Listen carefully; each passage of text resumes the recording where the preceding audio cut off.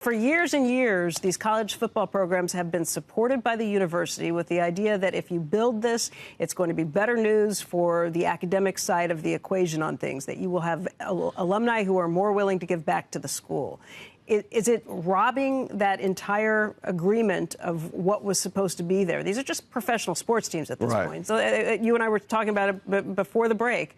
This is the gradual thing that we've seen for more than a decade where they've just become professional sports teams. But always the argument has been at the university level, why should we invest in these? And the argument back has always been you do it because it builds for the university's strength and the academic investing that we could do down the road. If you're now selling it to private equity at a majority stake, 51%, and you no longer will be the controlling partner in any of this, how in the world can you say that everything you've ever spent has been for the good of the academic side of things? The flip side of that argument, and I don't disagree with anything you said, is that if you put private equity money in here, these schools are not expert at monetizing their assets. You know, they're administrators.